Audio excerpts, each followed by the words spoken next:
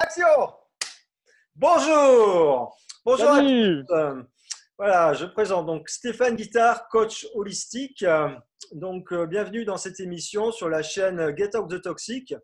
Alors, sur cette chaîne, vous avez vu, nous interviewons en fait des femmes qui ont été en proie à des relations toxiques, mais aussi des acteurs du changement, des acteurs qui construisent le monde de demain. Mais ils le construisent dès aujourd'hui. Et ils sont vraiment très, très motivés et ont des idées absolument géniales. Voilà, donc nous allons faire un petit tour dans les différents écolieux, en région, localement, un petit peu partout pour découvrir ces acteurs. Alors aujourd'hui, je suis avec Jean-Philippe Barbossa. Jean-Philippe, bonjour. Bonjour Jean. Salut! Alors, tu peux me parler un petit peu de toi, qui es-tu et qu'est-ce qu'on voit derrière toi là? C'est quoi cet Alors, étrange engin? ça, c'est mon éolienne. Je suis concepteur, dessinateur industriel à la base. Et ça fait 4 ans que je travaille sur ce projet-là. J'ai depuis longtemps envie de jouer un rôle dans la transition, justement, de trouver des solutions. Et donc, ça fait partie de mes projets pour ça, pour cet objectif-là. Ok. Et d'où est-ce que ça te vient en fait cette envie de jouer un rôle dans la transition? C'est quoi tes motivations, tes valeurs? Eh bien, j'ai été sensibilisé très jeune à l'écologie, en fait. Je venais de la campagne, et des gens envoyaient la pollution due à l'agriculture et aux autres activités humaines. Je regardais beaucoup Arte aussi, et Arte, ça parlait beaucoup d'écologie. Donc, depuis jeune, j'ai cette volonté, cette envie de trouver des idées et de faire des choses dans ce sens-là. C'est magnifique. Quand on voit la concrétisation, Jean-Philippe, c'est vraiment incroyable. Alors, cette éolienne, elle s'appelle l'éolienne, tu m'as dit Mistral, Mistral. Mistral. Mistral, voilà. tu s'appelait Tramontane aussi, peut-être. Ça aurait été, ça aurait été un nom percutant. Bon, alors pourquoi Mistral? Parce que je viens du sud et c'était un petit clin d'œil à ma région natale parce qu'aujourd'hui j'habite en Alsace et bon, je suis tombé amoureux d'Alsace donc malheureusement je suis voué à rester ici. Et donc c'était pour faire un petit clin d'œil à ma région. Ok, super. Alors, tu peux nous en parler un petit peu plus parce que je vois qu'elle a une forme un peu étrange, en fait, pas habituelle. Alors en fait elle est dotée d'un carénage qui permet à l'air qui s'engouffre de créer un tourbillon à l'intérieur. Hmm. Et je ne sais pas si je filme bien, si ça y est. Et donc les pales, elles, c'est le système Savonius, c'est assez basique, c'est un système de liane à axe vertical avec des pales qui sont à l'horizontale pour aller chercher un peu de force. Et donc les pales vont s'orienter au fur et à mesure que le vent forcit pour diminuer la prise au vent. Ce qui lui permet donc cet ensemble d'idées permet de faire une éolienne qui démarre par vent faible. Là on le voit, on est à peu près à entre 3 et 5 km/h et elle s'active déjà et Hmm. de pouvoir s'adapter au vent élevé de par la rotation des pales. Voilà la bête. Magnifique. Et au niveau production d'électricité, alors où est-ce que tu en es? Puisque tu m'en avais parlé Alors pour un peu. l'instant, le générateur, lui, malheureusement, n'est pas opérationnel. Ça fait partie du jeu. Donc le prototype est une réussite sur le plan aérodynamique et maintenant sur le plan électrique, il va falloir peaufiner, réadapter, redessiner, repenser.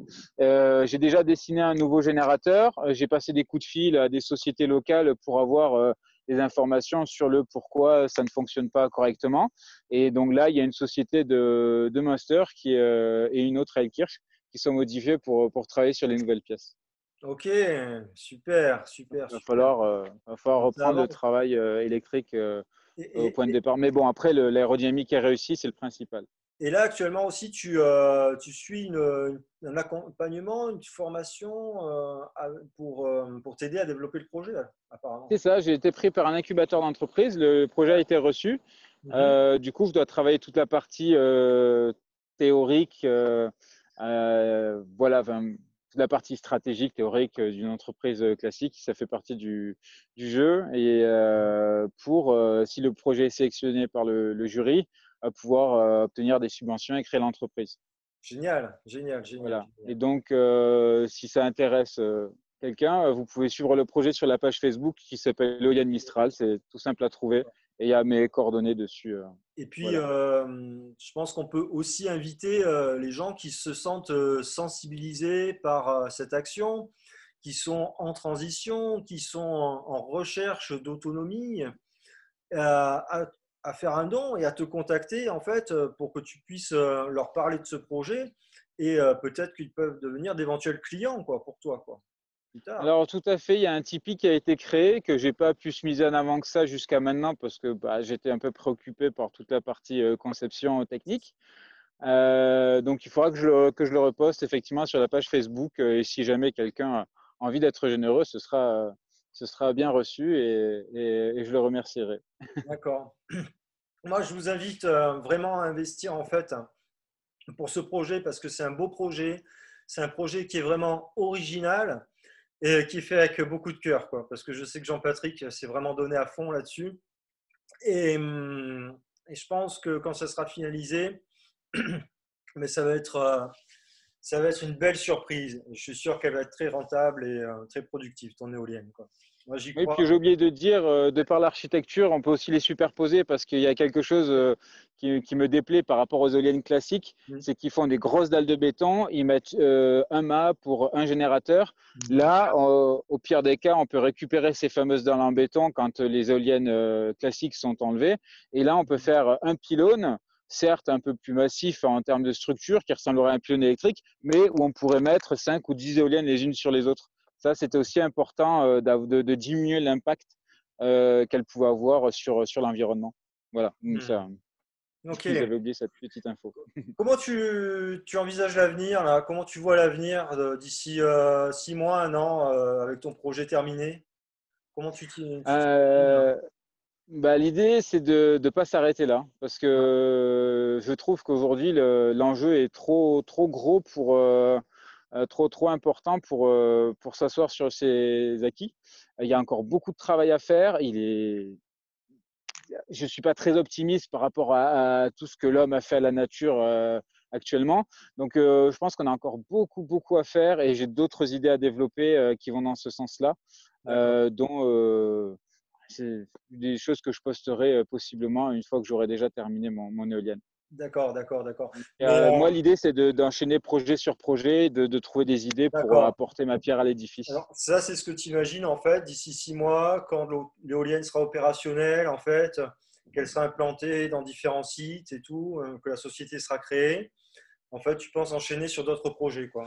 Comme quoi, par Ah, je le fais déjà en fait. Dès que j'ai du temps libre, je fais autre chose. c'est, exemple. c'est, Il est vraiment c'est hyper maladif. créatif, quoi. C'est fou, quoi. Voilà, c'est ça. J'essaie de me reposer un petit peu des fois quand même. Ok, ok, ok, ok.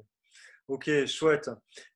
J'espère qu'elle va inspirer les écolieux, les écovillages et puis tous les autres lieux qui sont potentiellement intéressés. Et j'espère que le projet, en fait, tu pourras mener le projet au mieux, quoi. Vraiment que. J'espère aussi, j'espère aussi. Et quand j'avais tourné, je suis déjà rassuré.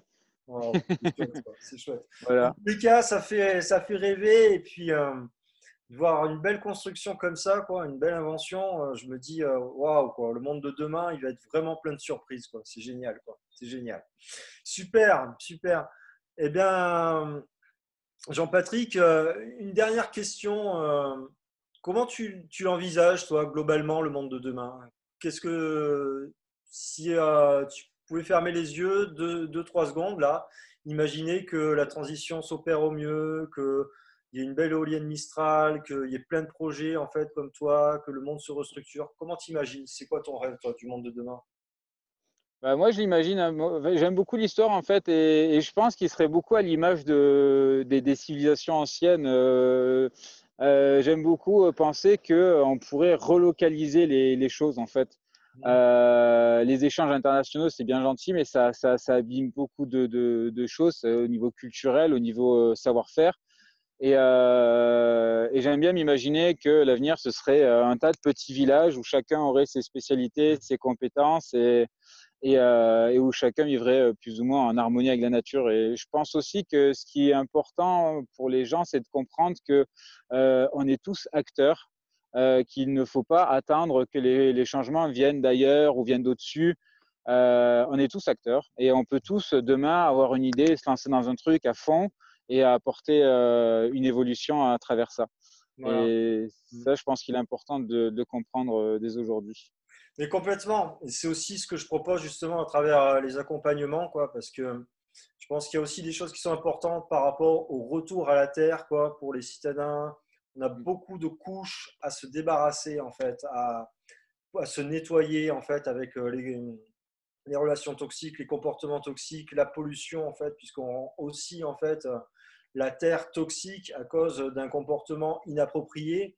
Et justement, la voie du déconditionnement et de la transition pour un retour à la terre est quelque chose, en fait, qui est complexe et ça ne se fait pas, en fait, comme ça, quoi. Il faut être Du dans cette travail. conscience de nettoyage aussi, quoi, et du lâcher prise, quoi. Voilà. Voilà. En tous les cas, Jean-Patrick, ça nous encourage et je trouve ça vraiment génial, quoi. Merci beaucoup. Merci, Jean-Patrick. Un Merci grand à merci, toi. un grand merci et n'hésitez pas à le contacter. Donc, Éolienne Mistral. Merci, Jean-Patrick. À plus et Merci, bon, salut. bon vent à toi. Bon vent, exactement, bon vent. Bon vent.